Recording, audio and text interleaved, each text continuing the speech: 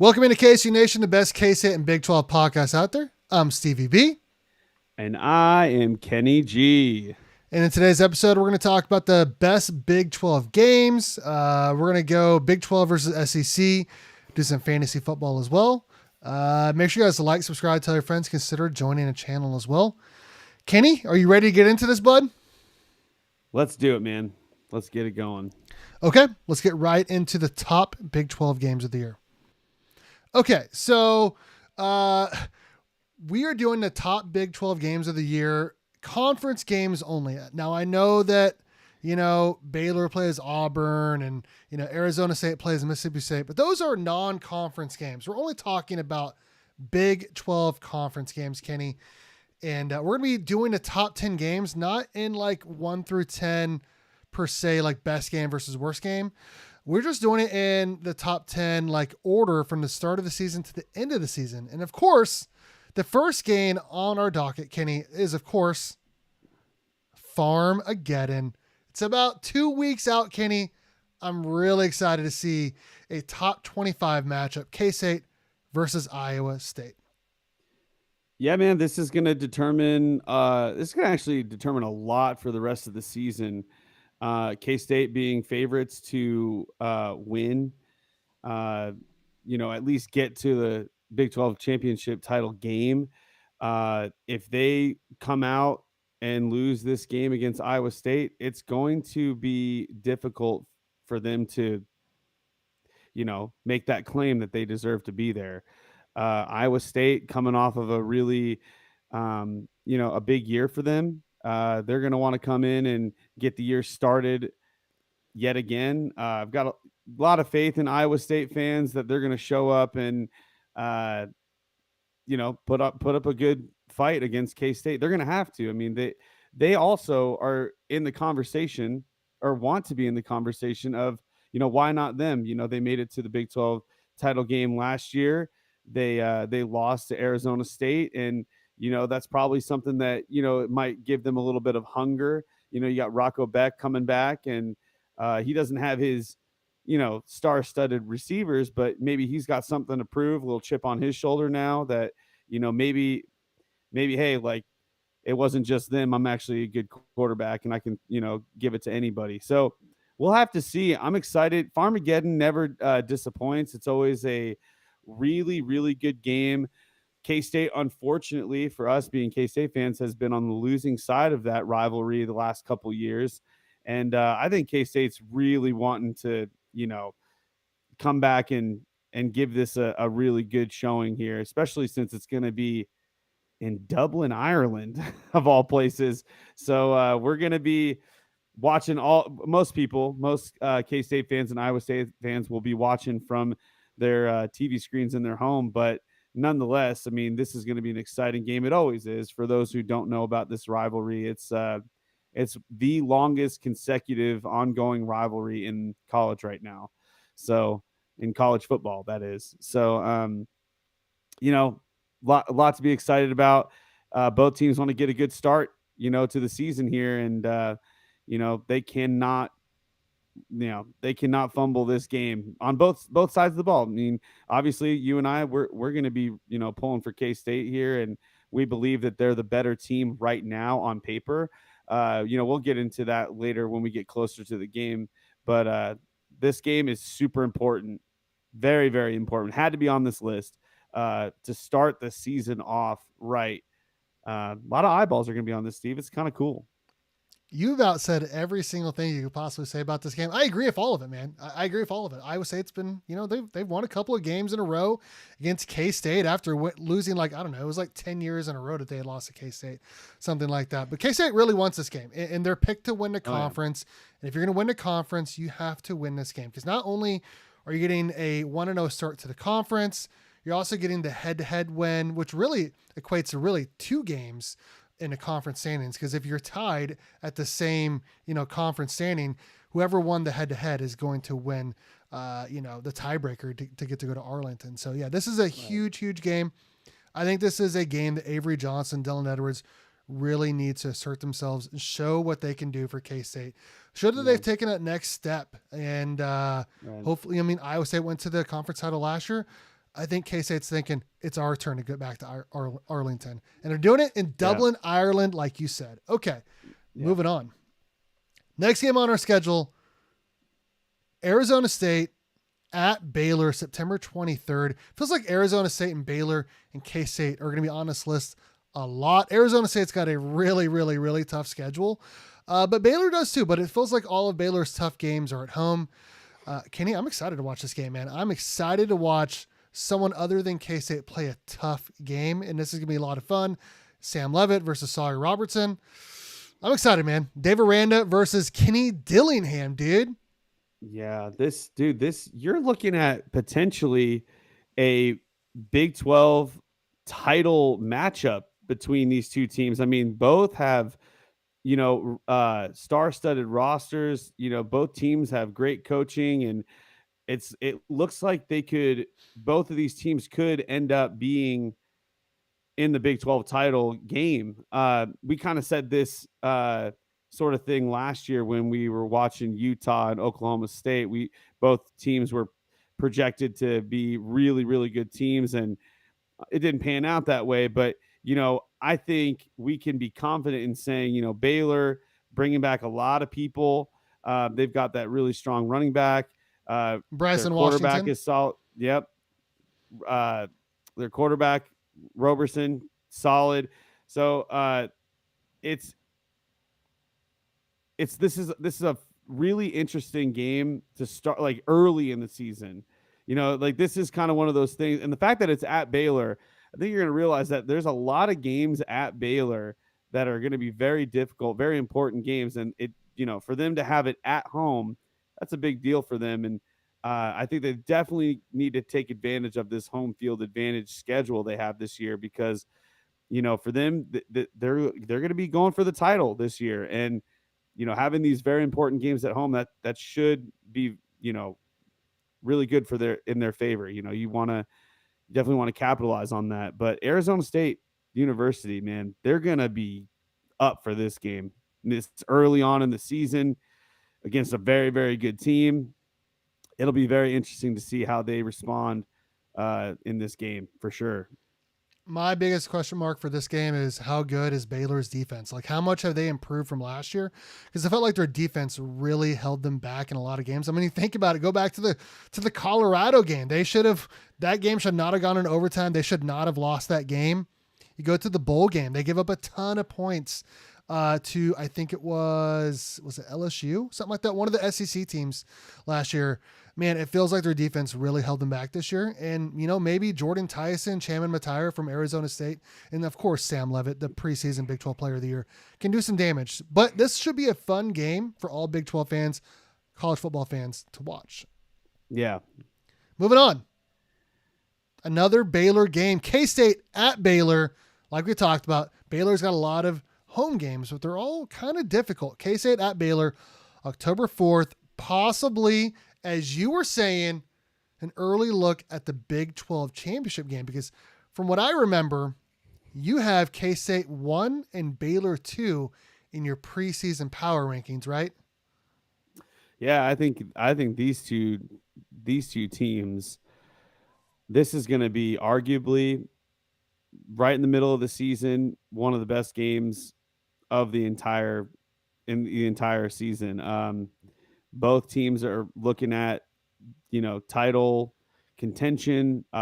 Both teams are retained a lot of players from the previous season.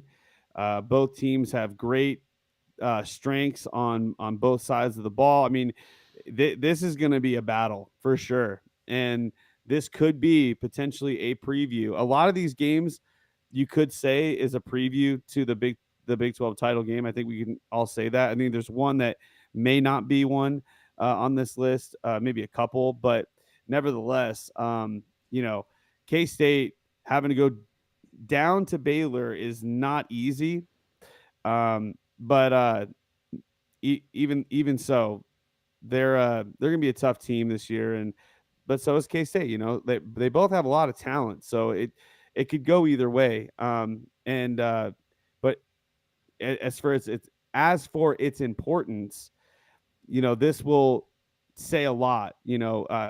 Baylor having to basically play two insanely difficult games at home, pretty close to each other. I mean, they're just about 2 weeks away from each other. These two games, so not saying anything against Baylor, like they can't handle it, but they're going to have to handle it. They're going to have to be able to handle the hits and the licks they're going to take from Arizona State and then bounce right back up and play against K-State very soon after that, which K-State, you know, they're going to have some time to heal from the Arizona State game. So uh, this will be good, man. I'm actually excited about this game. I'm going to be glued to the screen because I don't know if I'm going to go down to Baylor, but I'm going to be No, glued no. to the screen.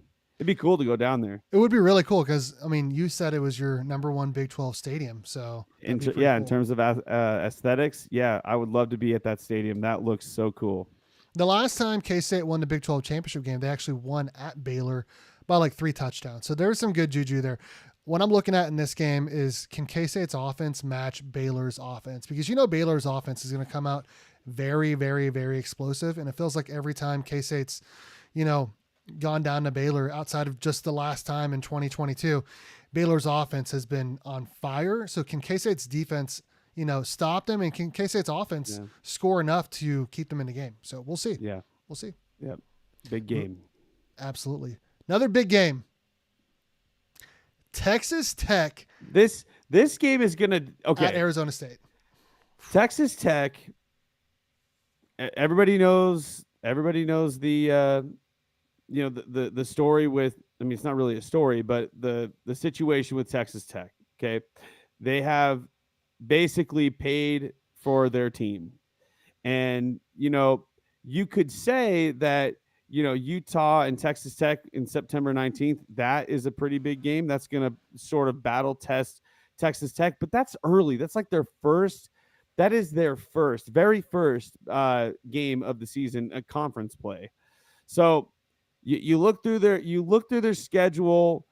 They play Utah, and then they have a week off, and then they come back, and then they play Houston. That's not going to be a big game for them, and then they play KU at home, so that's not going to be a big challenge for them, I don't think. And then you get, I believe, the next one, yeah, or no, then they play Oklahoma State, or no, sorry, you're right. Arizona State comes after. So after KU at home, then they go to Arizona State. So I was looking at their schedule. This is gonna prove a lot because, again, first game, if they lose to Utah, that's not a big deal to me because Utah's projected to be a very good team as well.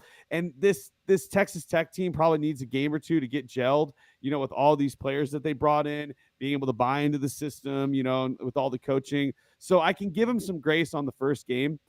But this game is going to say a lot because if they lose this game, you could blame it like, oh, it's an away game. But this is going to be like their true battle test. If they lose to Utah and Arizona State, their season's done. You can't lose to both teams that are basically in the running for a Big 12 title. So for Texas Tech, I think this game is one of, if not the most important games in the season for them On their because this schedule. is on their schedule. Yeah, because it's like it is basically like you've battle tested the games before. We'll give you the loss to Utah if it doesn't go your way. But let's say it does go their way. If they're winning all the way up to this point and then they lose to Arizona State, that could be the difference, because they also got to play K-State, if I'm not mistaken. But, Mm-hmm. this is a very huge game on a lot of levels. Arizona State just got done playing Baylor a couple weeks ago. Now they're coming back home. They've got a great home field advantage. Again, I'm hoping that every home game that Arizona State has is going to be explosive. I mean, I'm sure the fans are going to be going off. Kenny Dillingham and company have really lit this, university and this city on fire. Funny, they're the Sun Devils. They lit this university on fire. This town is on fire for this team. It's going to be good, man. Big game. And I'm pretty sure they played last year and Texas Tech beat Arizona They did State. 44-41, I think. Yeah, very crazy game.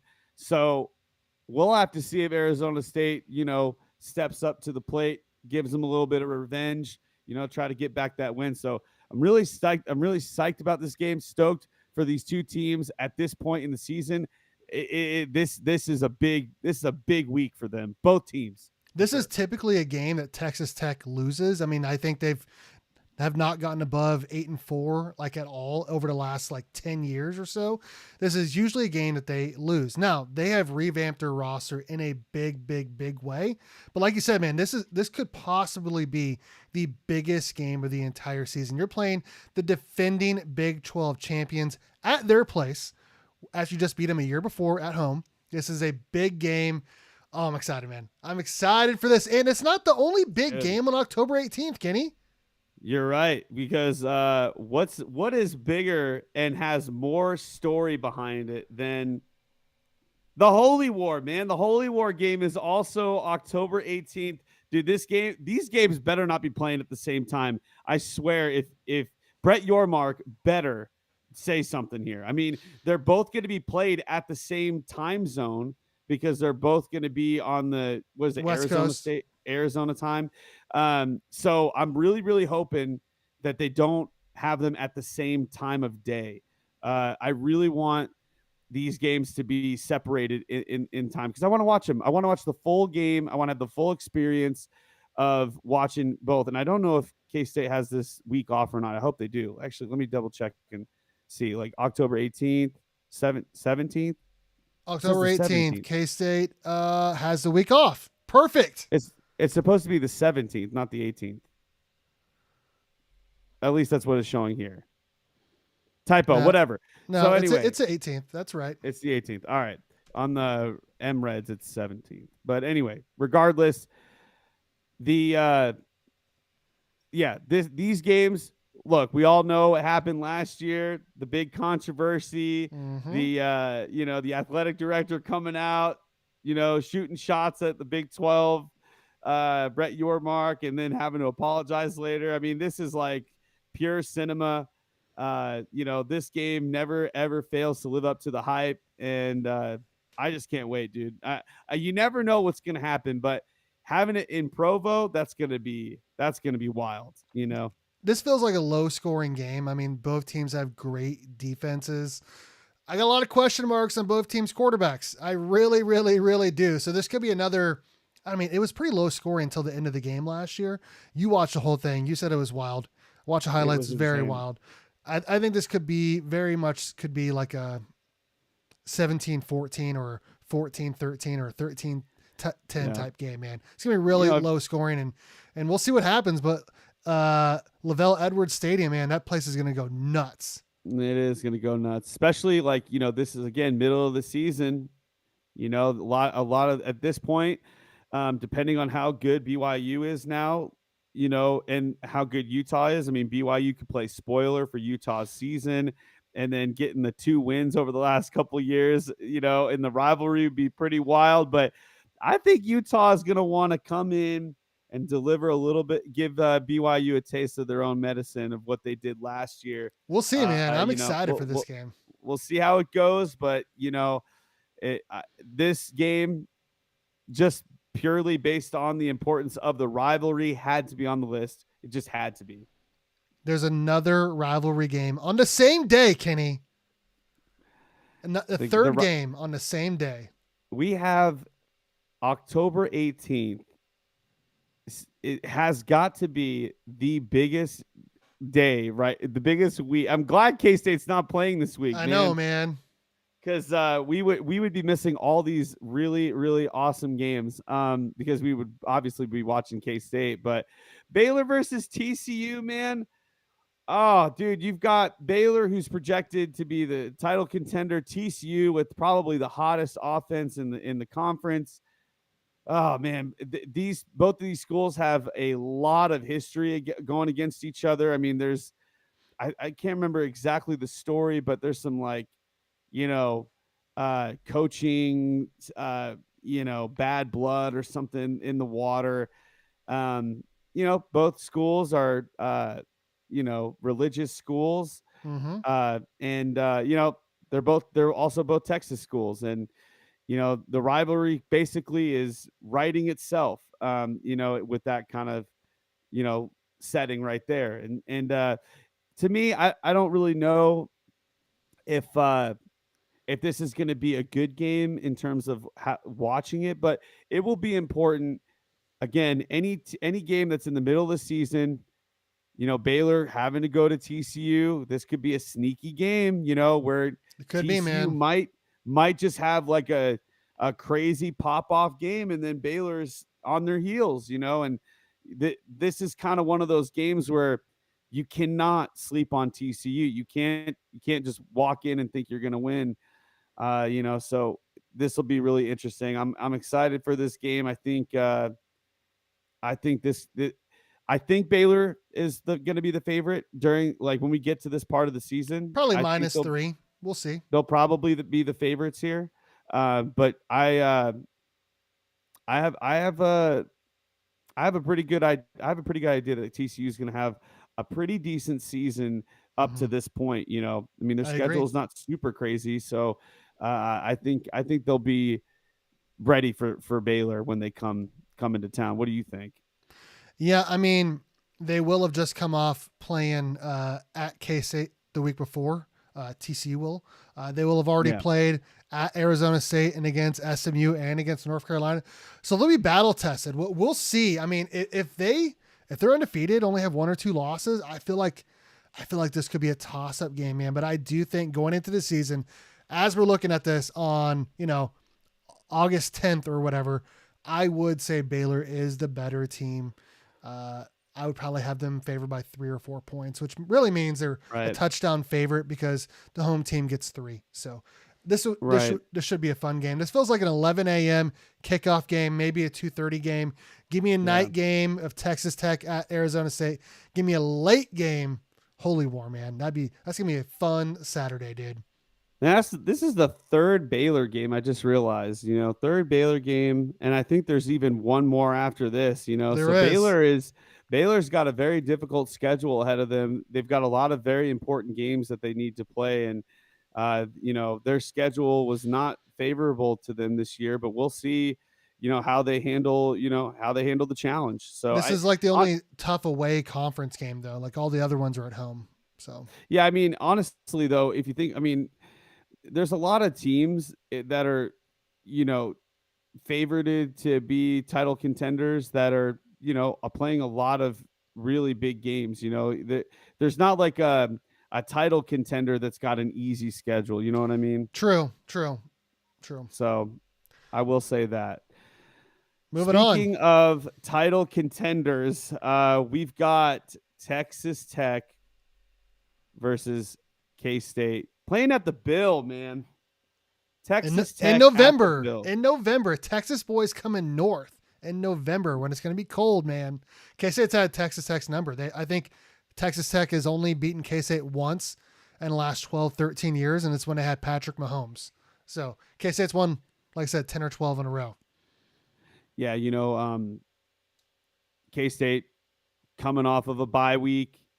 They would have played, against TCU, then had a bye, and then they're coming back. Or no, sorry. They would play away the next couple of games, I think.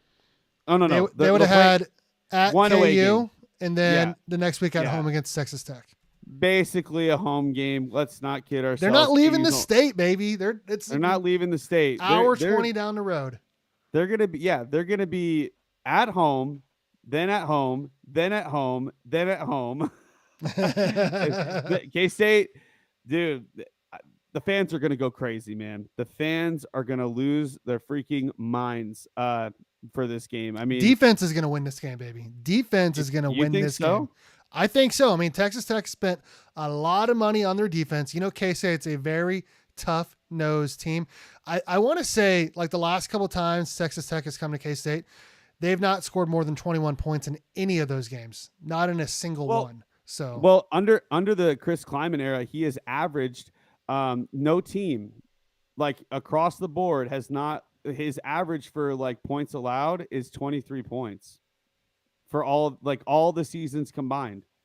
So basically, like no one scored more than 3 touchdowns on K State at home or just in general. So, Chris Kleiman, for those who don't know, he is actually a defensive coach. He's defensive minded. So obviously, he's definitely, going to be favoring that side of the ball a little bit more. But hey, let's not forget what happened. K State didn't play Texas Tech last year, but when did they play them, Stevie? They played them 2 years ago in Lubbock. And what happened in that game? See, what was the unique thing that happened in Lubbock? That was when Avery played his like basically his first Five game, touchdown game, and he baby. got Five touchdown, touchdowns. 5 touchdown game. That is amazing. As a true freshman, mind you, a true freshman. That basically is, I would say, why Avery was able to get the job over Will as easy as he did. Is uh-oh, Your audio went down there for a minute there, bro. my audio. We got some audio issues. I'll keep going here. Yeah, I'm excited for this game. It should be a fun one.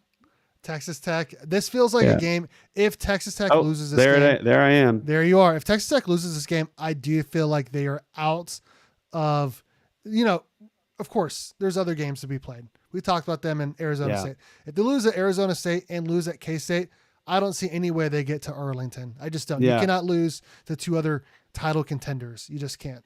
I also think that I think Avery is going to want to. I think he's going to come into this game really confident because he already put it to them, 2 years ago. So I think he's going to come in with a lot of confidence. He's at home now, Mm-hmm. So and this is again, just past the halfway mark of the season. And I think Avery's going to absolutely, go off in this game.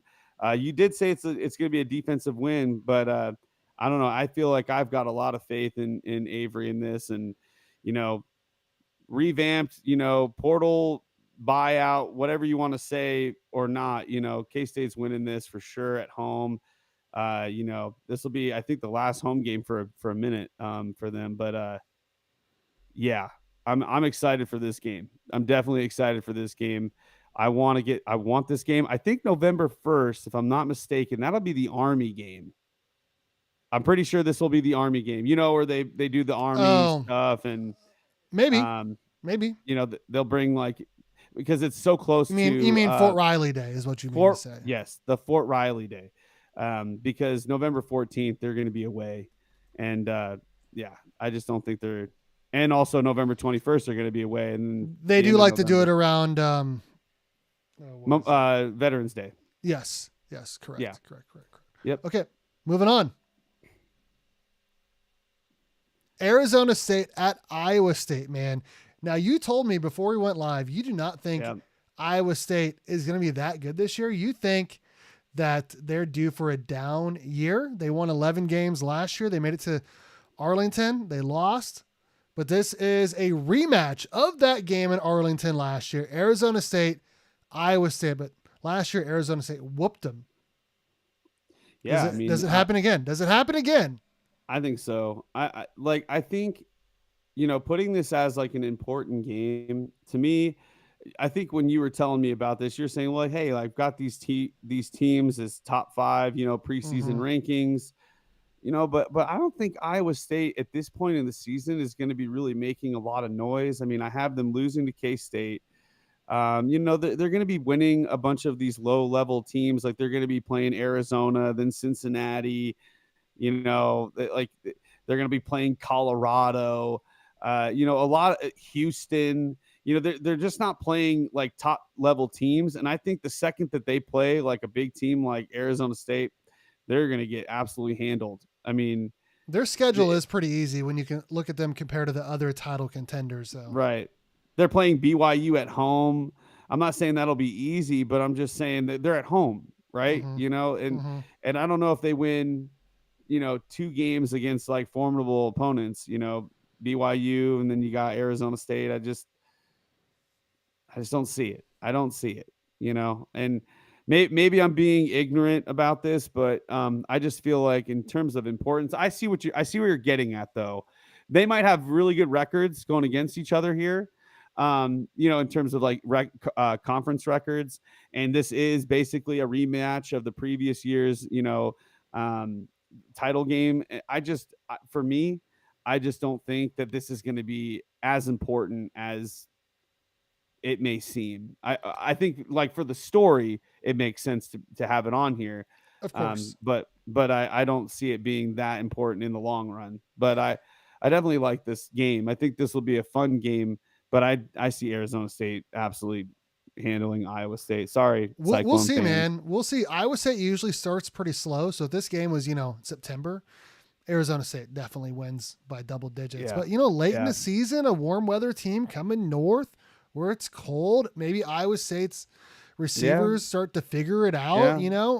I don't know. Anything can happen. Injuries It's happen. possible. It is It's very possible. possible. And like you said, you got to have the rematch of the title game from a year ago on the top Yeah. 10. So You have to. You have to put it on there. Regardless of like look, Cam Scatterby left, and you mhm. got what is it, Higgins or whatever, All the receivers for Iowa the State left. receivers that they had, Yep. from Iowa State.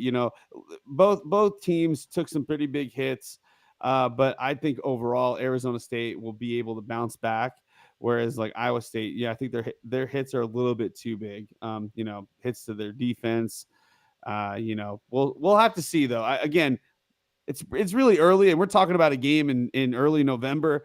But in terms of importance, this might be like the least important out of all of them on the list for my money. It'd be like this one and maybe like the TCU game are at the bottom, but then the rest of them are like very, very important. So Yeah, I would say this one and the TCU what Tech, is it? The TCU Baylor game is Baylor, that's right. the Yeah, TCU Baylor would be the two least important games on the list. So they're still important, but I think still for very different important, but reasons. not as important as the other games, including the next week, or actually 2 weeks Yep. later. 2 weeks later, Kenny, 2 weeks Utah later, at Baylor. Man, pair of this is the teams last picked in the top another five, Baylor game. What is this? The fourth time they've been on this list. and It it's just goes to another show, home game.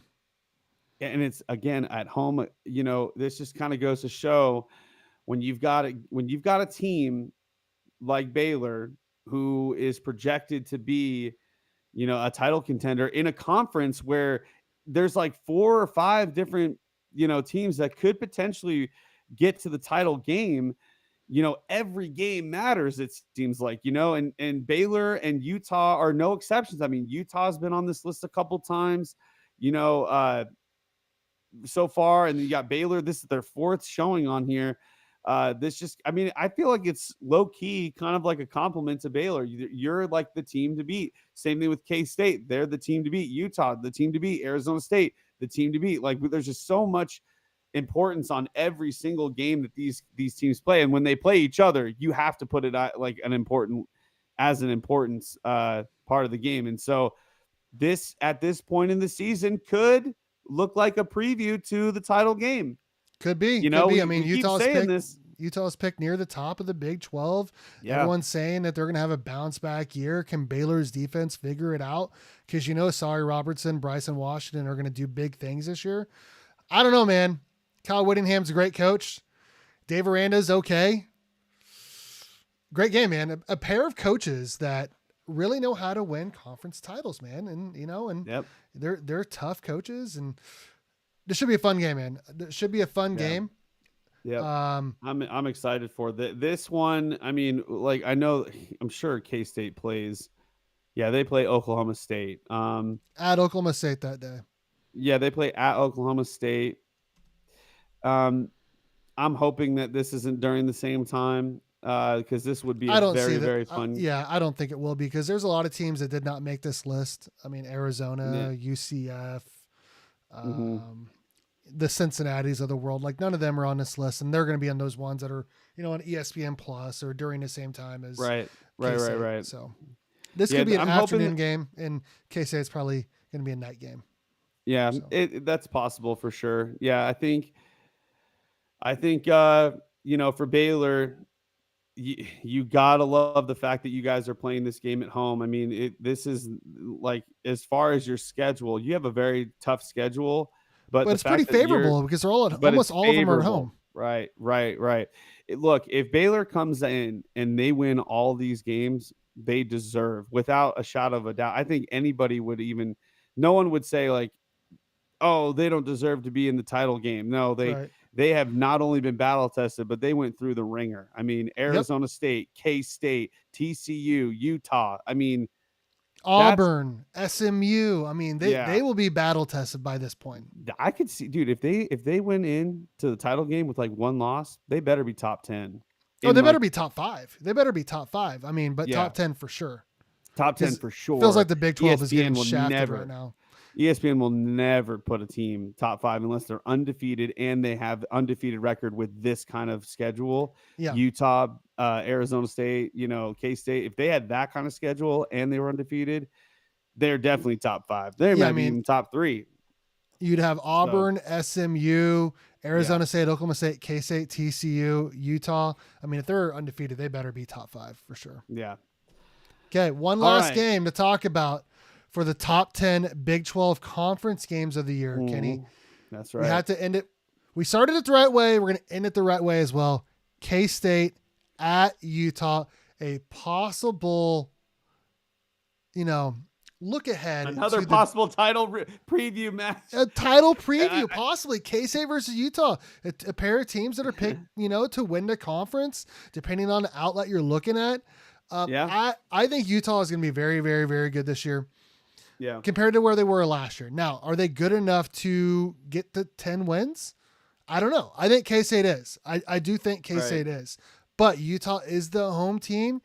I mean, you're going out to, Utah late November, probably going to be an 8 o'clock, 9 o'clock kickoff here in Kansas. You know what happened last time that happened when K-State went out to Utah for a late kick? It did not go well. But No. this should be a fun game as long as K-State wins. It's not going to be fun if we lose. Yeah. I think I was even giving it a scenario. Like, let's just say, for the sake of saying, this is basically like these two teams going into this game are the ones that are going to be going to the title game, like win or lose on each side. If that is the case, K State better just accept the L. Like just Right. go in and rest your starters here. Okay, get your backups in. That sort of thing. There's no reason to try to win a game in Utah when you've got a title game to play in a couple weeks. You know what I'm saying? So I think this game could very well be a situation where, if this is the preview. Now I think there's one game after this that they would have to play. K-State would have to play, right? At home They play against Colorado, Yeah, which yeah, yeah. I So think K-State would win that by a lot. technically, the way that the Big 12 goes, nothing is set in stone until the very last week of football. So I don't believe that this is something that we would be able to just walk in and You not cannot, care about. No. So I kind of take back what I just said. But in any case, look, K-State going to Utah, this is gonna be tough. This will be K-State's biggest challenge late in the year. Injuries, I'm sure, have already happened. We're probably in our backups in a lot of positions, in key positions. But at the same time, you also got positions that might needed some reps to learn, and stuff like guys like Lincoln Cure for K-State, but also like Utah and their new quarterback coming in, learning the program. By He this might be point, he should experienced be at this point. he He'll might be be battle experienced. tested, game ready by November Right. 22nd. We might be getting some big games or big moments in this game. I think it'll be another low scoring game. I Yeah, think you think so? Utah's defense is legit. K-State's Yeah. very tough nosed team. I think this could be 24-20 type game. I mean, it'll Right. be If lower scoring. It Utah won't is- be in the 30s. Look, if Utah is going to have this season that a lot of people are projecting them to have, which they had this, they're coming in with a lot of hype last year, and it was a dud. But they're saying no, this was an off year. Just look at the historical Right. portfolio that Kyle Whittingham has had. This is uncharacteristic of his teams. Blah blah blah, whatever. Right. So they had all these injuries and the quarterback situation. All right. Well, we'll give you that. And they did have really good defensive performances, like you said, but K-State has also been a very consistent team. and they're just one of those teams that isn't going to lay down. Nope. So I think this game being the last game on the list, I think it's fitting as well. This is going to be great. Now we did not put a game on here that I thought would be important, not just for the Big 12. Big 12 section, you guys are done, but for the K-State fans, the K-State versus KU game, playing in Lawrence with their Can they get brand new 17 stadium. straight? Can they get 17 Can straight? K-State win 17 straight years in this rivalry, and then more, even the just to add a little bit more sweetness to the win, being on their brand new stadium? Oh, that would just In feel so KU good at KU? Oh man, getting at a win, KU. 17 straight, including getting a win in KU's And then new stadium. we could literally say we are undefeated at KU with their new stadium or whatever. Like, It's really not they even have a full new stadium. It's like it's barely over half of a new stadium, but pretty that's much, neither yeah. here nor there. But yeah, that's the best Big 12 games preseason Yep. here in 2025. Keep an eye out on those games. Okay, Kenny. That was a lot of fun. Yeah, you got to mark your calendars on those ones, man. That was a long time. That we talked for 40 minutes there. That's all right. Good. That's good. I mean, we're talking basically 4 minutes per game. That's great. Yeah. Now we're going to move on. We've talked about Big 12 versus ACC. A lot of fans from Miami, Syracuse, all of that, talking a lot of smack. Then we did the Big 12 versus the Big 10. So Nebraska fans came in hot. Michigan fans, all of that, calling us crazy. Oh, yeah. We got to talk about the Big 12 versus the SEC, dude. We got to do. And I'm not gonna lie, this might be the first time because, like we talked about earlier, we did the Big 12 versus ACC and the Big 10. Yeah, yeah. We had the Big 12 winning that. I am not sure we have the Big 12 winning this mythical, fictional showdown with the SEC. We're gonna try to go quickly here through these games. Arizona State does play at Mississippi State. I believe here. Where is it? I have it open. Where is it? They play at Mississippi State September 6th. First game up here. Yeah. They beat them last year. I don't know where Mississippi State is picked this year. I don't care. I think Arizona State's a better team. Oh, yeah. I got Arizona State winning this game. Oh, yeah. 31-21. I'm just going to agree with scores. Look, Arizona State took what people are dubbing the most dominant or the most, projected team to win the SEC title is Texas. They took them to overtime in the playoffs last year. So Arizona State against any team in the SEC is going to give them a run for their money. But I know for a fact Mississippi State, nothing against the school. I think they're great. I mean, they've got some great years in their past. But I definitely don't think that they're as good as Arizona State is right now. So I agree. I agree with what you said. I think Arizona State would take the dub here. Big 12 is up 1-0 in this showdown. I think we just end it now. We can just end it now, right now. Stop the count. Stop the count. Stop the count. We're good. We're good. Are we gonna skip this next one? Because let's come back to K-State LSU. We'll leave that for right. last. Okay. Battle Texas of Tech Texas. Oh my versus God. Texas. They used to play each other on Thanksgiving. This is gonna pain me to say it. This is Texas Tech with their souped up roster, but I $40 million roster. I don't know if it makes a difference. I'm still picking Texas, man. I don't want to say it, but that's how I feel. Texas has just too much money and too many much going for studs. them. Too much going for them. If this is played in a neutral site, I do think that Texas Tech could make it a game, but I don't think it's going to be close. It would be a game, though. It would be a game. They're not going to lay down. I mean, they beat Arizona State last year, and Arizona State should have beaten Texas in the CFP. So what did you say? Like, what is that term? Like, this team beats this team, and then this team beats that transitive team? property. Yeah, the transitive property's there, man. It's there. But no, I think if we're being serious for this year, even with Texas Tech's souped up roster, I don't know if it really makes a difference against the Longhorns. I think the Texas Longhorns take it here.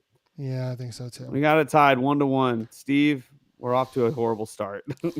Well, it ain't gonna be good after this next game. I think Alabama would put a whooping on TCU because you and I, even though TCU does have a great offense, they're picked, in the top 5 or top 6 in the Big 12. You and I both have them 7th or 8th in the Big 12, Yeah. and they would be going up against a team and program that has won so many national titles. They get 5-star Yeah. players all over the field. Talk about spending a lot of money. Alabama spends a lot of money on their roster. I think Alabama would win something like 41-17. Well, actually, if you that was like actually, I don't know if that's true anymore because Alabama is not in a place at, I can't even think of the city that they're in right now. It's driving me crazy. Tuscaloosa. Tuscaloosa is not a city that's got a lot of money. So where they've got the history and the historical like winning and all this other stuff, and the biggest players have played there. They don't have the money that say like a Texas has. When you're in Austin, Texas, I mean that's a cash cow right there for Mm-hmm. donors and everybody who are going to be putting money to that university. And so I just don't see Alabama in Tuscaloosa paying their players like these other state universities, and that's why it's evening. That's why it's like kind of It is even in playing field. It's evening the playing field. Now, in the past, they were paying their players under the table, and nobody, and that was kind of like an That illegal was always a thing. rumor, right? That was always the rumor. Oh yeah, sure. It was always just a rumor, of course.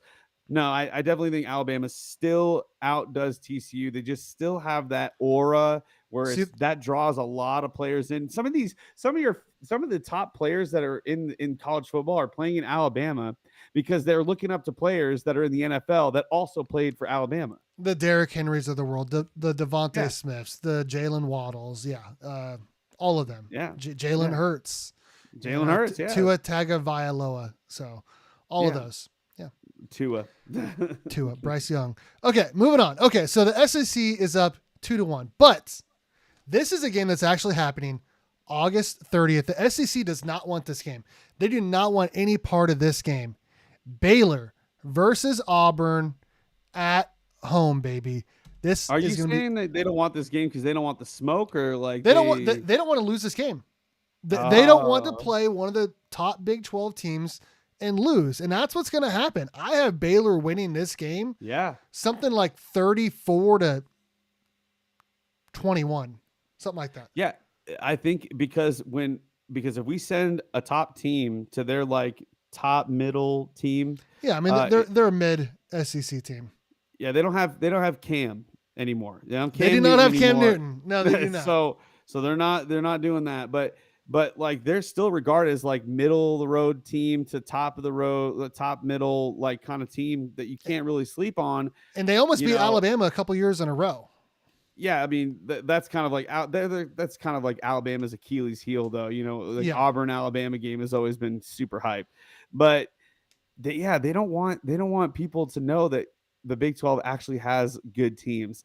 If the Big 12 teams like top level of Big 12, like the top 5 teams were to go to the SEC, you're looking at like them beating almost all the middle of the road teams there. So they don't want people to know that. They don't want to know that truth. And I think I agree with you. I think Baylor is going to put a whooping on them. I think they're going to be sleeping on Baylor. I think they're going to be shaking in their boots when they get on that field and they realize that Baylor's there to win. They're going to be proving something, and I'm excited to watch that game, dude. I am excited to watch that game. Yeah, that's one of just a couple of games that are actually happening this season. I think there's 3 or 4. This isn't even a mythical game. This is a real game. This is literally happening. This is literally happening this month. I'm excited. Oh my God. It's literally happening. It's happening. It's happening. This Okay. is really happening. Moving on. BYU versus Georgia. Now, I'll say this. I love BYU fans. They're very passionate. They're paying our bills. They watch a lot of our stuff. We like them. We like their donuts, all of that. But I cannot lie. I think Georgia will not just beat BYU. I think this year, not last year, this year, I think Georgia would beat them by about 10. I would have Georgia winning. It's got the battle of the coach 28-17. game. Battle of the 28-17. Coach K's. You got Kirby and Kalani. Yeah, yeah. Now, how did they play last year? I may have picked BYU to win that game when they had Jake Retzloff Really? and that defense. Georgia should have lost to Georgia Tech And last also year. just like all the weird bounces that were going their Yeah, way, and Georgia's quarterback, late in the season. Yeah, I would have yeah, picked yeah. BYU to win that game if they're playing in the CFPs, man. I would have. Right. Yeah, Georgia is kind of the new Alabama now. They are. They are. Kirby is just a very like amazing mind for the game, and he is one of the best coaches in the game right now. You got to put some respect on Georgia, man. They're a very dominant team. I think they're going to be dominant for probably the next 5 to 10 years for sure. They're a big school. They get a lot of money, a lot of donors to this school, so they also get the best players in the country to go here as well. And yeah, man, as much as I love BYU, kind of everything you just said, I mean, even on a neutral site, there might even be more BYU fans at a neutral There site. definitely will be more BYU fans there. Definitely. I don't know if that would make the difference, though. Not in this year. Not this year. Maybe last year, like you said, but not this year. It's just too much has swung the other way for agree. BYU. I agree. And BYU, what do they have, like a 5'6" quarterback right now? So yeah, what do we got in terms of the standings right now? Is it 3-2 or 3-2 SEC? All right. Moving on. To grow for the SEC. Josh Heupel's Tennessee Volunteers against Matt Campbell's Iowa State Cyclones. Tennessee got their butts whipped last year. They got their butts whipped by Ohio State in the CFPs.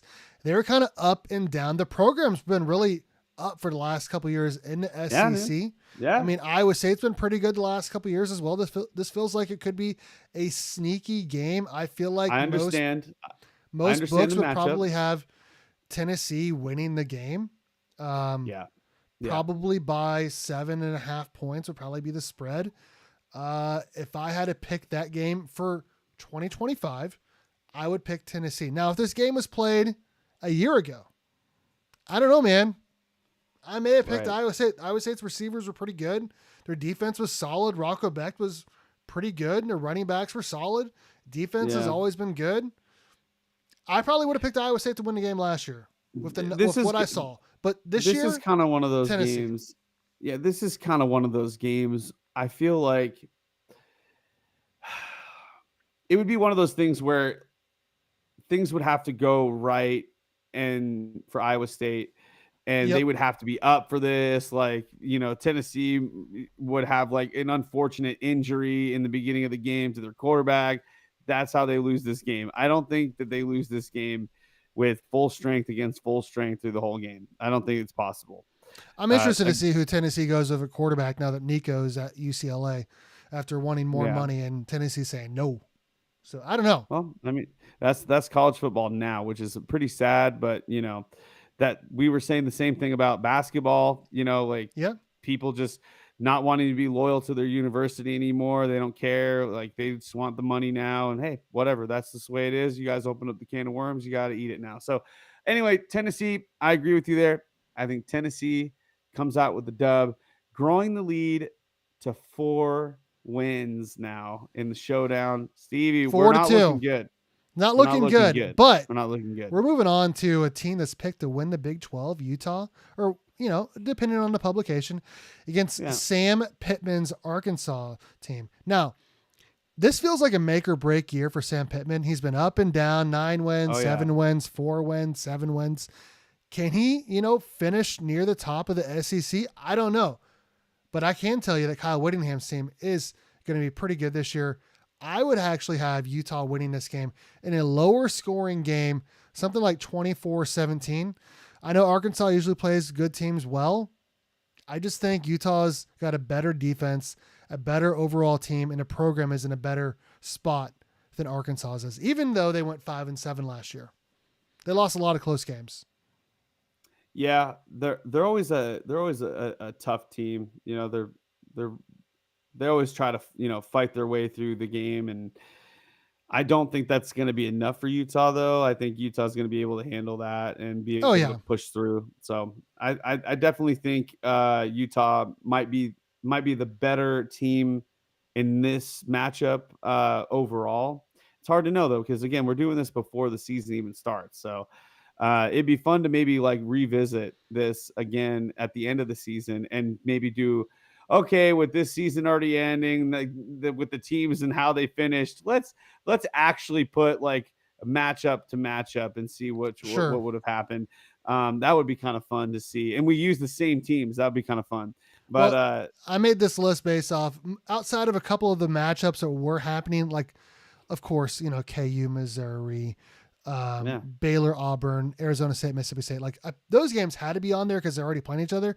Outside of that, I kind of went off of the standings from a year ago, so that's why we're getting Utah versus Arkansas because both yeah, teams were not very good last year.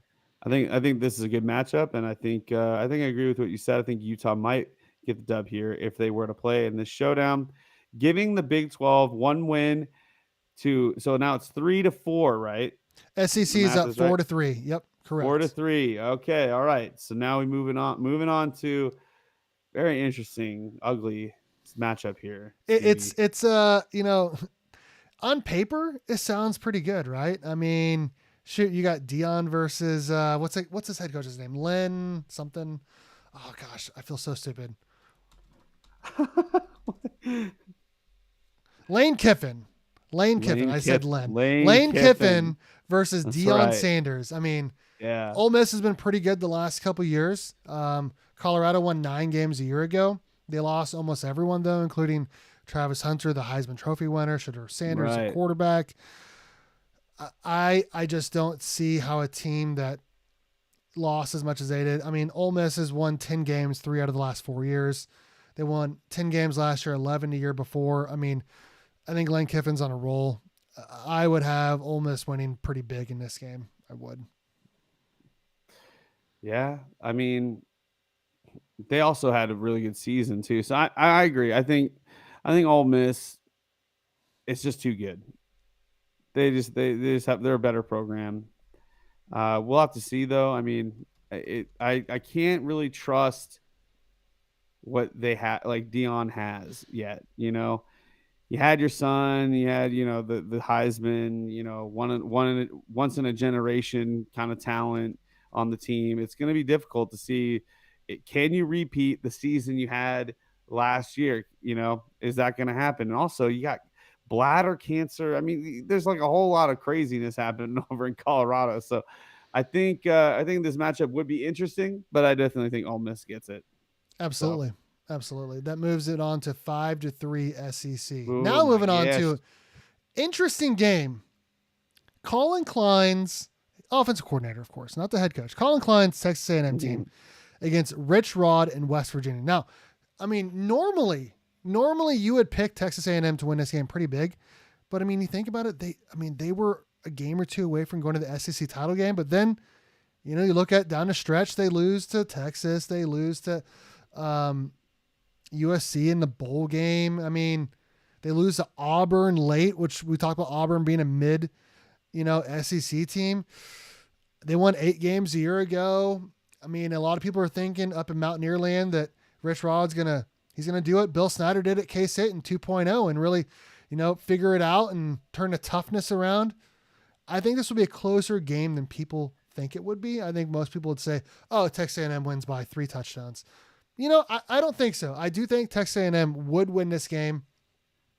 I think it'd be more like a 6-point win. I think Texas A&M would win this game by 6 if it's playing at a neutral site. for people that are Texas A&M fans and who follow this program, they are basically CFP or bust. Mm-hmm. I mean, they are building this roster to go to the college football playoff. Like, if they don't make it to the college football playoff, it is a failure. This is basically like a Texas Tech trying to buy their way to the Big 12 championship game. Like this is what Texas A&M is doing. Like, they are dropping so much money and so many big name coaches and staff to get this together, and them losing. They lost like what was that game they lost last year that basically kicked them out of the Big Texas. 12? Yeah. They So lost 17-7 to Texas. yeah, you see, you can't lose those games. I think they also lost to Notre Dame as well. They lost 13-3 to 23-13 to Notre Dame. They let Notre Dame come back and win. Yep. So again, this this program, the fans, everybody who knows about this program, they're like they want to be in. They believe that they're. They believe they're Alabama. They believe they're Georgia. They believe they're the Yeah, top 3 team in the SEC. But so far, they have not proven yeah. that. They've not They proven haven't that proven that since whatsoever. Johnny football or whatever. Johnny Football. Yeah, Johnny Manziel. Johnny Manziel. Give us So I mean, give that Heisman to Colin Klein. He deserves it. Let's be honest. yeah, seriously, that's ridiculous. But anyway, um, I agree with what you said. I don't think West Virginia has the stones to go up against Texas A&M. I don't. I mean, you're putting a little bit of faith into West Virginia's ability to be able to like put up a fight. I don't even know if that's going to happen. I mean, you could say maybe. I think if they were at home, maybe they could do that. But in a neutral site, I'm not sure, bro. I definitely would like to watch this game, but I don't think. I don't think West Virginia has a way of winning here. So No. I think it'll be closer than people think, but I do think Texas A&M would win the game. Moving on, South Carolina versus Cincinnati. South Carolina was kind of a sneaky team last year. I think it was more of a favorable schedule than anything, though they definitely should have beaten LSU. They totally got shafted by the refs in that game. Cincinnati, very, very, very mid Big 12 team. They could have won a couple more games than they did. They kept losing close games, including blowing a 3-touchdown lead against Pitt. I would pick South Carolina to win this game. yeah, I mean, I just think they're better. I think it's a better program. South better Carolina everything. wins this game. There's nothing really to say. No. I have Cincinnati basically the second And worst bottom team in 4. the Big 12. Yeah. Yeah. Yeah. I don't think that they've got the roster to even compete in this showdown. I mean, maybe if they were going against like a Kentucky or something, but you don't have them going against Kentucky. You have them going against South Carolina. So, South Carolina almost made it to the CFP last year, and you mentioned that it was the schedule, and I get it, but you still got to win those games. Yeah, I agree. So, moving on to a game that's actually happening, the border war. KU playing at Missouri on September 6th. They've not played each other since Missouri went to the SEC back in, I think, 2010, 2011. I think it was 2011. Yeah. Was 2012 was their first season in the SEC, I believe, now that I think about it. Mm-hmm. So Missouri's been pretty good in the last couple of years. They really have been. Yeah. KU thinks they're better than they are. As a K-State fan, I can't stand either one of these teams. No, I cannot either. Or their fan base. No. So to me, it's kind of like, which one do I hate more? I hate KU more. So I would say I would pick Missouri to win. I am going to pick Missouri to win that game too. I think Missouri is just a better team in general, like compared to KU. I think KU thinks that they're just as good, but they're not. They lost a lot of players this year, or from last year to this year. They got JD6, but that's not enough. That's not enough. No. I think Missouri, they lost their Borden, what's his name? The receiver. They lost like everyone, dude. They literally lost everyone. Oh wow! So they're also revamping. They are, but they still get players though. I mean, they still have Daniel Highshaw. They still have JD6. Of course, they still have Lance Leipold as a head coach. But I mean Missouri. Oh, their wide receiver. Oh gosh, I hated that guy. What's his name? Broden or Borden? Oh, what's that guy's name? That's gonna drive me nuts. I think he was a first or second round draft pick. Luther Burden. God, I hated that guy. I hated that. But I mean, he was super talented. I mean, but I don't know if he's not there anymore. So it could go either way. But I think Missouri, just in general, has a better case to be making for them to win this game. I think they just have more going for them than KU, and I think KU are just habitual chokers. They can't help themselves, especially in rivalry games. I mean, look, they've lost 17 straight to K-State. They're going to go into another rivalry game that's, close to home. And it just smells like a choke game. They'll be up, it'll be close, and then they choke. That's just how KU likes to play their game. So I have Missouri winning this. So now what? They've won the last one, It's two, it's three, four it's games. 8-3. It's 8-3. Big 12 needs to win every single game from here on out. And Oh, unfortunately, we have Vanderbilt versus Arizona, and Arizona's pretty bad. Vanderbilt beat Alabama last year. They did. In a fluke game, though. It still happened though. I mean, it still happened. You still have to play the game. You but still have to win the game. Fluke. Their new end zone finally is finished. It looks good. It looked really stupid for a really long time.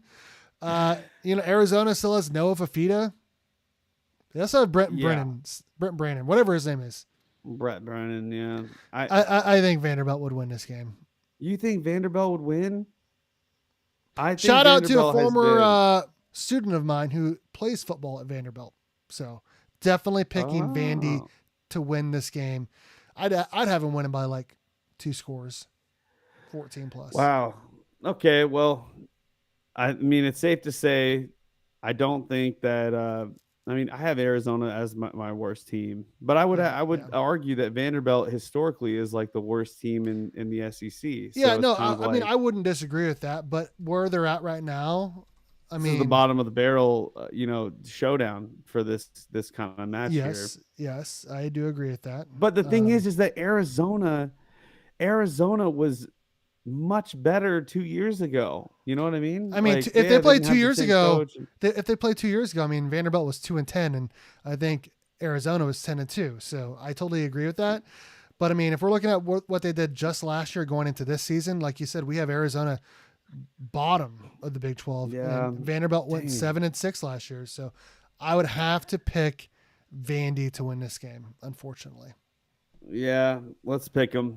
Lock it in. So SEC has clinched the win in this showdown, but we still have some more matchups to go over. We still do, and a couple big ones. So yeah. Houston, a basketball school versus another basketball school, Kentucky. Stoops has been there forever at Kentucky, but you and I really, really, really like Willie Fritz.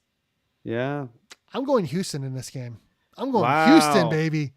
I think Kentucky's been up and down for a while.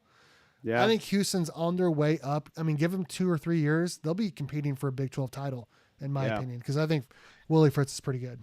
Let's go ahead and just lock in Houston then. I think they've got some answers here. They've got some answers to go against Kentucky, specifically on the defensive side.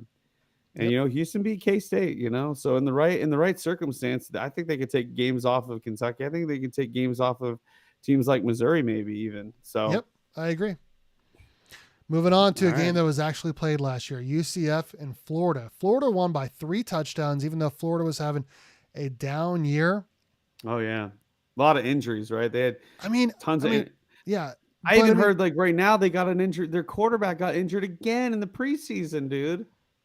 Like Florida's got some bad luck right now. I'm not sure why, but they something's going on in Florida and DJ Lagway or something like that. Yeah, I think I heard some news about how there's an injury with them, their quarterback or something. In any case, he's injured. Yeah, that's just unfortunate. How does this stuff keep happening to them? That's gotta put a damper on your season, on your fans. Who. Let's not kid ourselves. Florida fans are diehard fans, and they are. Even though they had unfortunate season last year, they still put up a fight in a lot of their games. They did. They're a mid SEC team right now, but I still think a mid SEC team would beat a bottom of the Big 12 team. So right. Yeah, I think.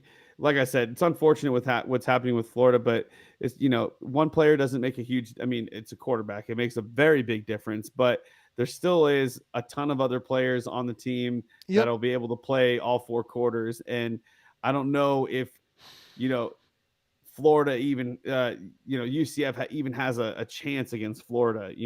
With their offense, what are they going to do?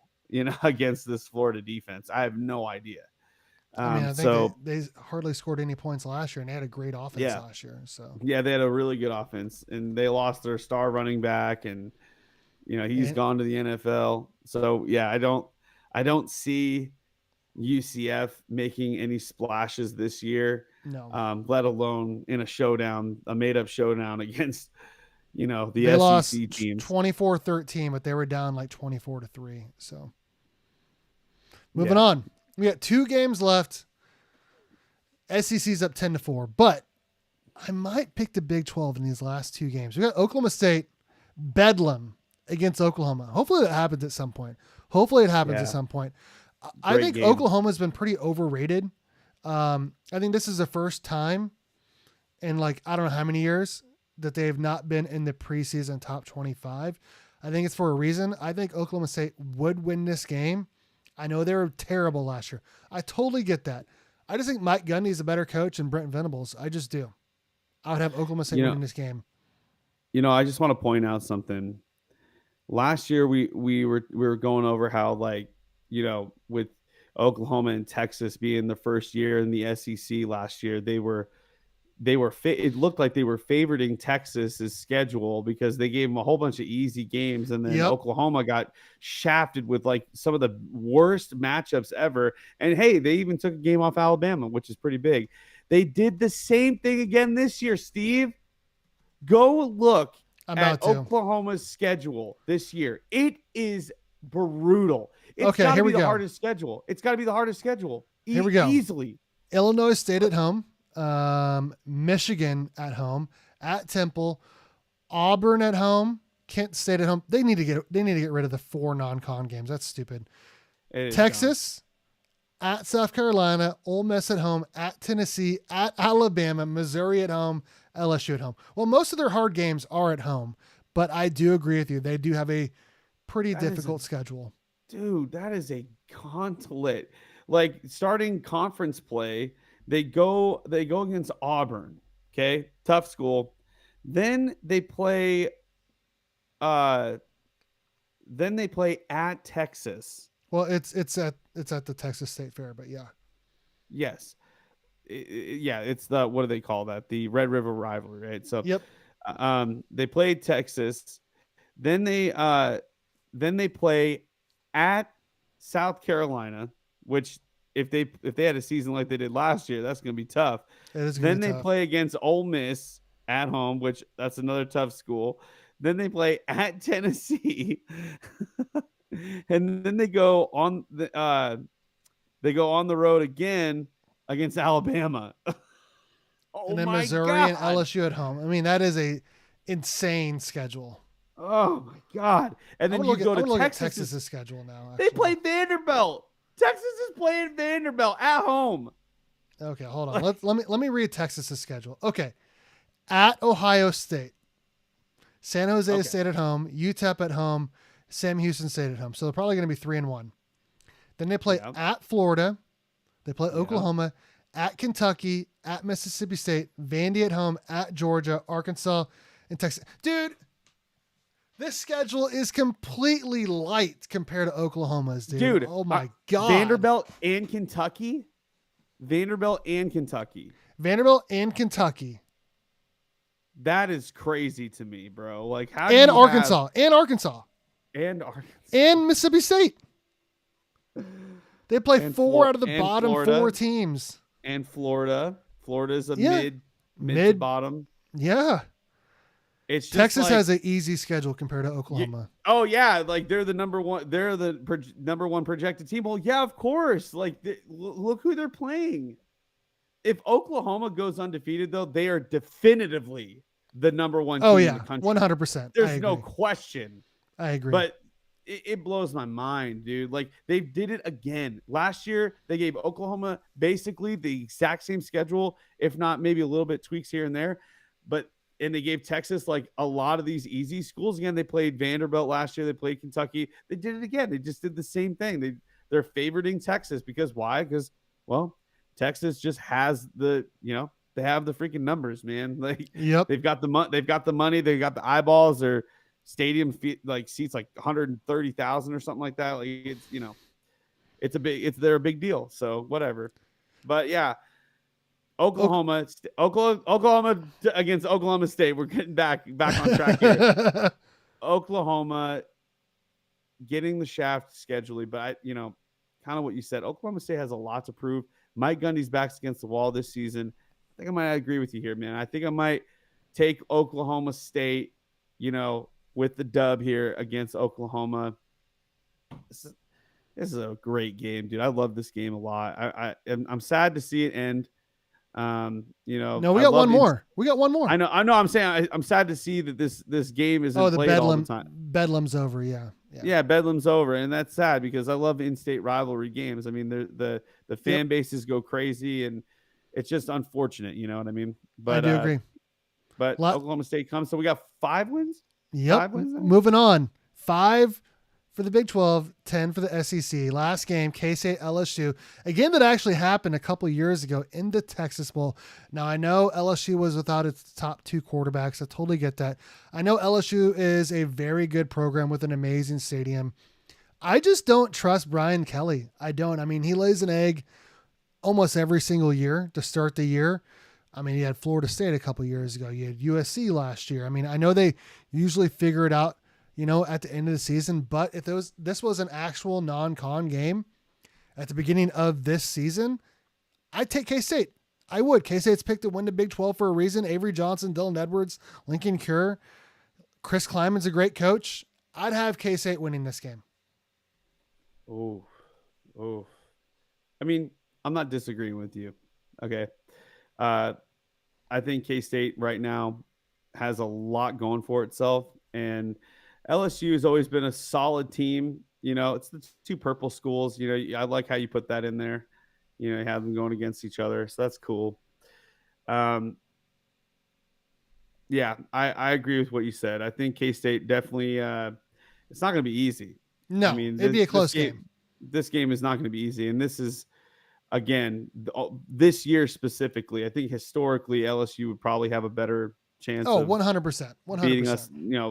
But I think this year, if this game was played now this year, I think K-State has maybe like would win 7 out of 10 games. Maybe, I think LSU still would take some games, but I think K-State has the advantage. With returning veteran quarterback, Dylan Edwards or. Our front 7 on defense is solid. One of the best linebacker cores in the entire country. Yeah. LSU would have to do now. LSU and BJ Payne is one of the fastest college football players out there at safety for K-State. LSU fans, don't be mad at us. You have to understand we're K-State fans. Okay. Like I can't pick against K-State. I just can't. We're not. Yeah. We can't pick, especially if it's close. If it's close, we're definitely going to go with our school. Absolutely. You know what I'm saying? So, but hey, listen, LSU fans, you might have lost the battle, but you won the war. Okay, you won the war. They did. The ending of the showdown comes out to be SEC with 10 wins to the Big 12 with only 6 wins. Yep. But hey, Big 12 ain't nothing to sleep on. Okay, we still got good teams, we got good schools, and our top end is pretty good. So we're not as good as your top end, but we're still pretty good. I think the Big 12 is the most competitive league among the Power 4. So that's the Big 12 versus SEC fictional showdown. Yes. Okay, I like Kenny. that little segment there. That was cool. That was cool. We're going to do something different now. We're going to do something different, something that we've not done, but a lot of people are a lot of people are into it. Kenny. Oh, okay. We're talking fantasy football. I don't know if you played fantasy football before. You and I have talked about it. You're not really into it that much, I don't think. I just don't gamble. You know what I mean? I don't have money to gamble. Yeah. I wish look, if I had money to gamble, I'd be up there. But you know what I mean? I just don't have the money. Sure. Well, we're gonna draft our team. So we're gonna have 1 quarterback, 2 wide receivers, 2 running backs, 1 tight end, 1 flex. That can be a tight end, wide receiver, or running back. And 1 defense, only picking Big 12 players, and you cannot have more than 1 player from each school. Now, I can have an Arizona State player. You can have an Arizona State player, but I cannot have more than one Arizona State player on my team.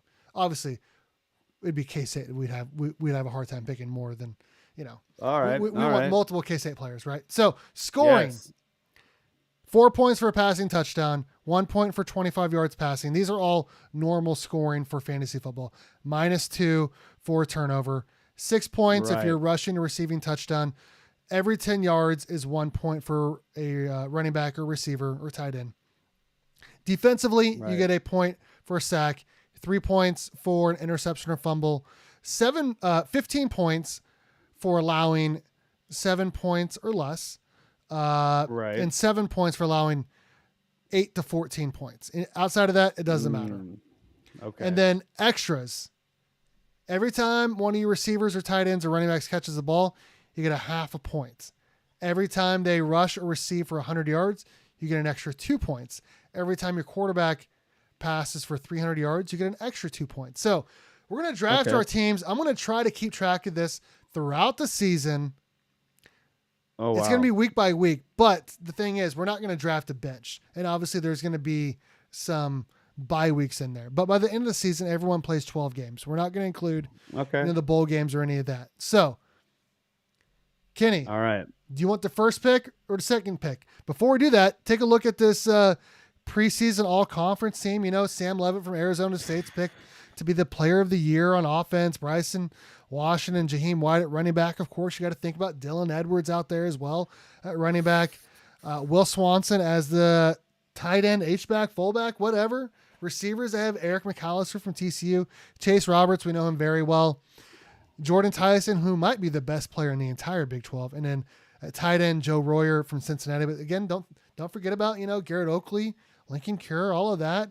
And then defensively, a lot of people are thinking Texas Tech, K-State, Utah, BYU, all have really great defenses. So, Kenny, if you go first, then I go second and third, and then you go. Yeah. I get 2 in a row, Fourth, and then you get fifth. 2 in a row. Yeah. So I'll let you go okay. first, as we have our beautiful pictures here on the slideshow. Okay. All right. I'm looking here. You can go any position. All right. Okay. Any position. Any position. Who do you want to go first? So if I'm going to go passing touchdowns, I think I might want to, I think I'm going to go with my quarterback here. I'm going to go Sam Levitt. I'm going to go Sam Levitt for my quarterback. Okay. I mean, that's a great pick considering he's, the Big 12. Actually, can I change my pick? Can I change my pick? Okay, hold on. Okay, never mind. I'm changing my pick. I'm already changing my pick. I'm gonna go Dylan Edwards as my running back. That's my pick. Dang it. I was like, man, I got to go second, and he didn't pick Dylan Edwards. Okay. No, I'm thinking strategically now. Okay. I'm going to go Jordan Tyson at wide receiver. The best player in the entire Big 12, in my opinion. Oh. And then I'm going to no running back strategy here, Kenny. Jace Brown. Okay. From K-State. So both you and I have used up our K-State players. The rest of our guys are from other schools. Wow. Rest in peace, Avery Johnson. All right. So now I have a receiver and a quarterback to go. Okay. I'm going to go with my receiver is going to be Chase Roberts, BYU. And that's why I went Hoover or Levitt. If whatever one I don't choose, you're going to take the other one. So I can't take another Arizona State player. So that's right. But you're probably going to take Hoover. Oh, I should play strategic, take Hoover. So then you're stuck with like Sawyer Robertson or something. Damn. Is it Josh? It's Josh Hoover, right? That's his name. Josh Hoover. I think. Let's see, because I feel like he is just going to be throwing touchdown passes left and right, I mean, and his passing yards are insane. yeah, I But mean, I think that's a the great pick. touchdown, yeah, that I was thinking of him for touchdown passes Yeah. because he passing yards though. Yeah, let's go Hoover. Let's go Hoover as my quarterback. Okay.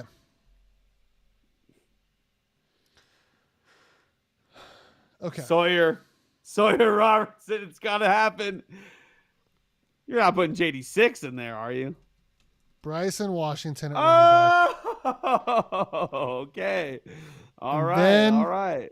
I'm going to go Jaheim White. And here's why. I think there's enough good quarterbacks in this league that I could be okay starting JD6. I could be okay starting Rocco Becht. I could be okay starting a lot of these guys. Whereas like the top of the Big 12 and wide receivers and running backs, after these guys we've already mentioned, it's kind of thin. It's kind of thin, Kenny. Yeah. Let's see here. Let's take a look. What is the WRT again? It can be a running back, receiver, or tight end. Okay. Right.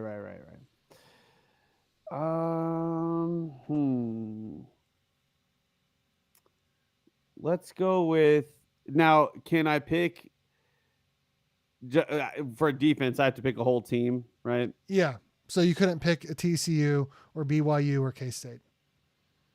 Let's go Utah's defense. Solid.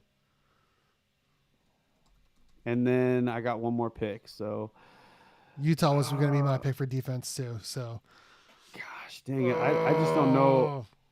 I don't know a lot of these names. That's the problem. Let's go. I can't do TCU. I can't do TCU, BYU, Utah, or K-State. So you can do Baylor. Okay. You can do Texas Tech. Yeah. You can do KU. That's what I'm trying to think. Hold on. What is Texas Tech's like football roster? What is their receiver that they just got? I can't think, dude. Is it Reggie Virgil? Is that the one? Or who's the one that they just picked up in the portal? I just can't remember them all. Reggie Virgil from Miami of Ohio. Or was it TJ West? Caleb Douglas as well are returning. Who is the big name that they got? I can't think of his name right now. Is it really Reggie Virgil? Mm-hmm. It's driving me crazy, man. I wish I knew. Hold on. Give me a second. The transfer. It's Reggie Virgil. He's from Miami of Ohio. That's the one? That's the one. Okay. All right. I'll go with that, I guess, for my other wide receiver. We'll go with him. If that's the one that I can't remember if that's his name or not, but I'm thinking if that's who it was, then we'll go with it. Oh wait, hold on. Here, I'm looking actually at the entire roster. Did you look at their commits? Mekhi Hudson, and then Roy Alexander. Oh, they have a 4-star Tristan Gentry. Tristan Gentry. Oh, but that's a high school kid. Yeah, Mekhi Hudson is the guy you're thinking of, actually. He's from Texas A&M. 5-star out of high school, 4-star transfer. That's who you're thinking of. That's who I was thinking of. Mekhi Hudson. Mekhi Hudson. Okay. That's who I was thinking of. All right, so Texas Tech is done. Okay, my turn, right? Because you did Utah and him. Okay. Yeah. I'm going to go BYU defense. All right. This isn't really fair because, I mean, I had time to think about this because this was my idea. And then I'm going to go Eric McAllister from All right. TCU, the top receiver for Hoover. And all I have left Yeah, is that's QB right. and tight end. Well, I mean, hey, if he's catching them, that's good for me. Um, I'm going to, okay, so that's your two. So you need a quarterback and tight end. I need a Mm-hmm. running back, a tight end, and a flex. Give me some time to think here because I'm trying to remember. Okay.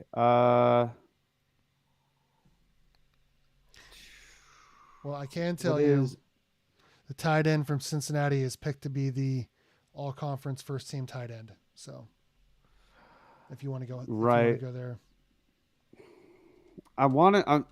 Okay, the teams that are still available for me is Oklahoma State, Mm-hmm. uh, Arizona, um, Arizona State also. You already have. Don't you already have Arizona State? No, No, I you don't. do not. You do not. Yeah, give me what's their running back situation or their Their tight their their end. tight end is really good. Shaman Matire. Oh yeah, okay. Or their receiver. Do they have a good receiver other than Jordan Tyson? Maybe I don't know. We'll just go with tight end, I guess. Okay. Yeah, because I can't think right like players off the top of my head right now. Okay. And then, what's your next pick? Oh, um, that's right. I got to pick two here. Okay, so Arizona State's taken care of. Um, I still have Baylor. Yeah, Baylor. You have their running back. Yep. I bet they have a wide receiver that I could use. Um, let's see, Baylor wide receivers, I guess. 2025. I'm gonna look at their stats from last year. Hold on, I'll tell you who's returning. Yeah. A- Ashton Hawkins doesn't look like. Uh,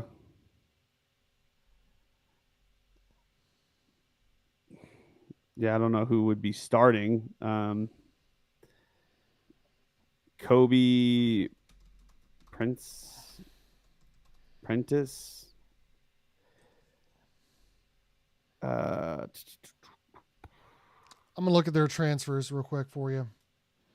yeah, Tyler Kirkwood.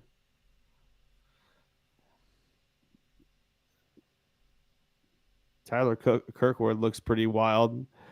Cole Wilson. I just need a good receiver, man. Give me one. Give me one of their receivers. Uh, because I think you took the running back, so I I can't did. grab him. I I did that can't on grab purpose. him. You want Tyler Kirkwood? Is he the best one? I'll take the best one they got. I don't know. They got a 4-star high school guy coming in from Alabama, Kobe Prentice. Kobe Prentice. We could They we could roll with that. okay. I need a good Baylor unit. So So he's gonna be your flex. flex. Yeah. Okay. Now I just gotta do my research and find a dang running back. Okay, so Jaheim here White's Iowa State, right? no West Virginia. Oh, West Virginia. Who? Okay, I'll take the Iowa State running back then. Well, hold on. What's It's his not your name? turn. I get two, and then you get the last pick. Right, but you can't pick a running back. No, I cannot. Yeah. So I'm good either way. Who do you want? I'll just put him on there. I think it's the Iowa State running back. I can't remember his name though. Hanson or Abu Sama? Wait, They wait, have, wait. Do I have BYU on my yeah, you list? have Chase Oh, I do. Roberts. Chase. Okay, Chase Roberts. Okay. Uh, yeah. Let me think. I'm not picking any Oklahoma State players, unfortunately. No, they stink. I'm not picking Houston. I'm definitely not picking Colorado's running game. Hell no. No, no. Um, UCF UCF, could have a good running back. but I don't think that they've got the dudes up front to allow him to do his work. I'm gonna go Rocco Becht, It's gotta be. It's and gotta be then the I'm gonna running go back the for Joe Iowa State. Royer from Cincinnati. Okay, who's your running back? ISU running back. Are you talking about? Oh, the Abu Sama the third, or was like Carson Hansen, I You guess. know, you know what you should have done. You should have taken What? Omarion Miller from Colorado as your flex. Who's that? The only good receiver they have returning for Colorado. He got All hurt right, against then K I'll State. I'll do that then. And Okay. then so you're an experienced. He was You're on an my list, exper. but I went with someone else instead. Yeah, because I'm a horrible draft picker when it comes to fantasy. That's why I don't play fantasy, dude. I'm terrible at this stuff. Then as far as running backs, I mean, I don't think Bryson Washington's going to be out of the game, is he? Baylor, do they have a backup running back? I don't know, but I wouldn't take another running back from there. I'd rather take an Iowa State running back or a running back from Yeah, literally just anywhere go the else. just I would just go um the Abu whatever Abu Sama. Sama The Abu guy that went Sama. crazy against K State because what's his name decided not to tackle. Yeah. And that's our Like Carson whatever his name is, I guess is also the other running back. yeah, they have two good running backs, but I do think Sama is the better NFL running back between the two. So Yeah. that is our fantasy football picks for the year. Again, we couldn't pick more than one player from each team. Now, of course, I could pick a K-State player and he could pick a K-State player, but we couldn't pick the same ones. And then once you pick from that school, you have to go to somewhere else. He has Josh Hoover, Chase Roberts, Makai Hudson, Dylan Edwards, Abu Sama, Chaman Matire, Omarion Miller, and Utah defense. I have Rocco Becht, Jordan Tyson, Jace Brown, Bryson Washington, Jaheim White, Joe Royer, Eric McAllister, and BYU defense. I'm going to keep track of this all season long, and we'll see who has a better team at the end. Should we put anything on it, Kenny? I don't know. I mean, Let's put a lunch on it. How about that? Let's put a lunch on a it. lunch. Yeah, there you go. I It's a could do that. Chipotle burrito. How about that? Oh yeah, we'll do that. That's a great stakes right there. Perfect. To put that on. Yeah, this is kind of cool. Never thought we would do something like this, but this is cool. I like the idea. And then I guess you could probably give updates like throughout the week, to see who's ahead and whatnot, and it'll start right at week 0. Yep, Rocco Becht we'll versus Dylan Edwards and Jace Brown and Abu Sama. Absolutely, dude. Yeah, You got I both mean, running backs in that game. I got both running backs in that game. That's pretty wild. Perfect. That's pretty Perfect. cool. That's gonna be fun. This is gonna be fun. But yeah, that's our Big 12 football, fantasy football picks for this year. Cannot believe that we didn't pick our boy Avery Johnson as the quarterback. I know. But here's the thing. But the thing is, he's a dual threat, so he's probably going to be running more often.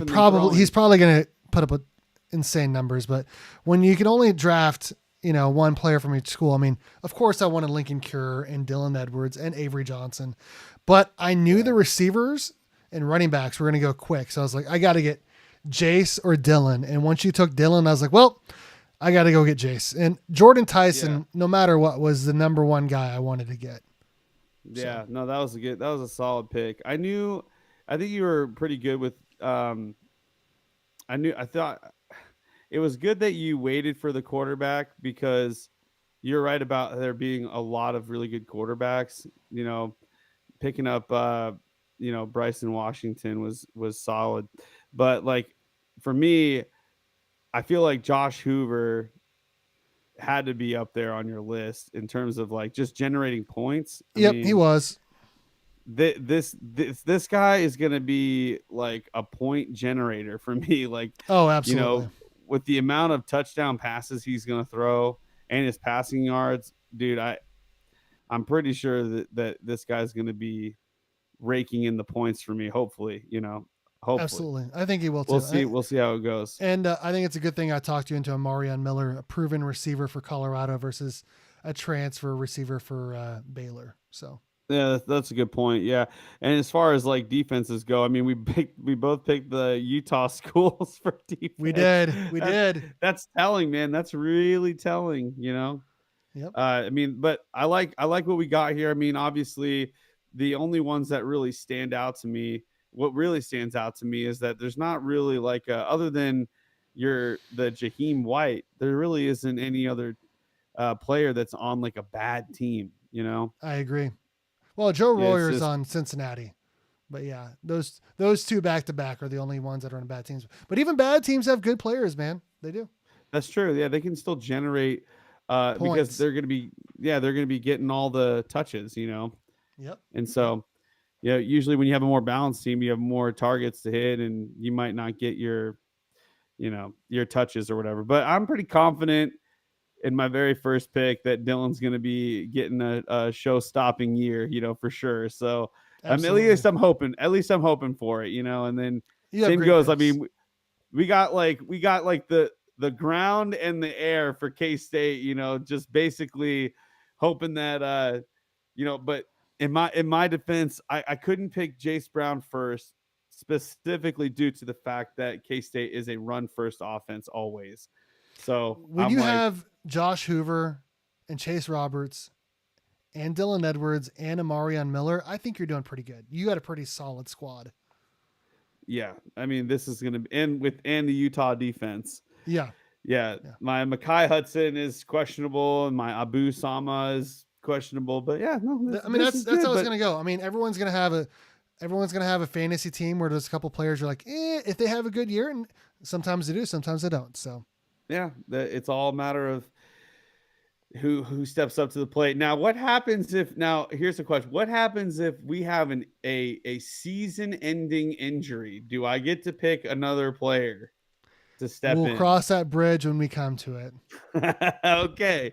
All I right. think I Sounds think that good. you and I think we should get one repick, and you can use it Okay. at any time. One repick to be used at any time. All right. And it can't and And it again, still you follows the same rules. You it can't follows the have a same rules. team. So Yeah. if Jace Brown goes down, I could get another K State receiver. But if like Jaheim White goes down, I can't pick up another K Stater because he's already have Jace Brown. So That's right. so yeah, Fair enough. Fair enough. That's pretty cool. Yeah, I like this. Should we should keep this going, absolutely. after this year. So Well, this is a fun pod, Kenny. I think we're gonna try to do another one on Thursday with our friend yeah. Tim Fitzgerald from Go Power Cat to Yes. do a season preview. Man, So yeah, for anybody who's watching right now, we appreciate you guys watching. Please go ahead and hit the like button, subscribe, do all that stuff. And yeah, for Thursday, it might not be a Big 12 kind of show that we're gonna do on Thursday. It's gonna be nope. more specifically hunkered down to a K-State podcast. So we understand if you guys don't want to watch that, but if you do, that would be really great. Especially if you're a team that's going to be playing K-State this year, maybe take a sneak peek in and see what you're up against. It's always it's fun breaking these games down in the season before it even starts to kind of just talk football. I mean, you're on here because you love college football content, and we're on here because we love talking about it. So it's a win-win-win for everybody. And yeah, I had a lot of fun with this episode. It went pretty long, but we got a lot covered. And Yep. I'm hoping you guys keep enjoying the show, keep telling people about it, and spreading the word about our channel. We're trying to keep this baby growing. I know we hit the landmark, the landmark, the benchmark, Milestone.